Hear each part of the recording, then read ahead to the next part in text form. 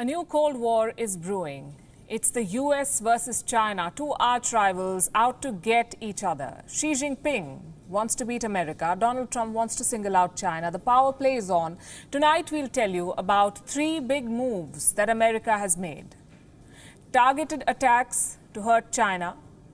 First, military posturing. Second, consulate battles. And third, going after Chinese hackers. The US is at it.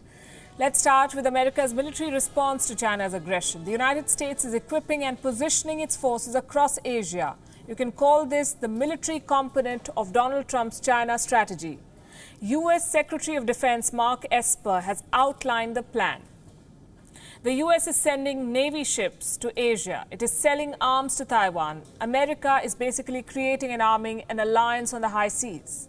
Remember, China has been very active here. Chinese ships have been active in the South China Sea and around Taiwan. Now, Esper said that these activities by China are destabilizing the entire region and America wishes to counter it.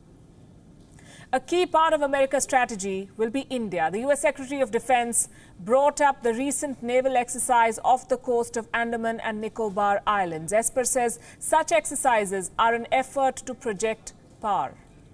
I think the recent exercise ongoing between the Indian Navy and the USS Nimitz just shows the growing cooperation between our countries and our ability, the United States' ability to project power into the region and to sustain it, by the way, with our allies and partners. So America is boosting its military presence to contain China's military aggression. And this is just one part of the plan. Here is the second part, or the second big move. America has ordered China to shut down its consulate in Houston within 72 hours. Why? Because American officials believe that this diplomatic outpost was used for spying, for expanding Chinese influence in America. So this order is a diplomatic retaliation.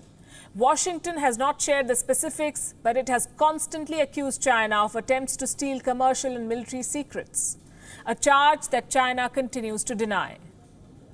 You know what they say? There's no smoke without fire. It literally applies to China. China says it does not snoop. Very well. Then how will Beijing explain these pictures? On your screen right now is the Chinese consulate in Houston. You can see smoke billowing out of the building. Was this property on fire? It wasn't. So where is the smoke coming from? Papers were being burnt here. Chinese diplomats were seen dumping paper into flaming barrels. This was hours after the Trump administration asked China to close the consulate. What is it that they were trying to destroy? If China is not snooping, then why were Chinese diplomats burning documents? We don't know. And it's impossible to know for sure, in fact. Unless, of course, the Chinese choose to share, but we are reasonable in our expectations. As for the consulate, China has sovereignty over it. According to international rules, no one can enter or leave without China's permission. Technically, not even the Americans. But they can make statements, and they're making some very serious ones, accusing China of spying. US investigators say it is not just Chinese missions that snoop. They say China has hired hackers. They're stealing coronavirus vaccine research, not just in America, but around the world. Which brings us to the third American move against China. The US has charged two former electrical engineering students. They're private hackers. They worked for money. They also received support from the Chinese intelligence agents.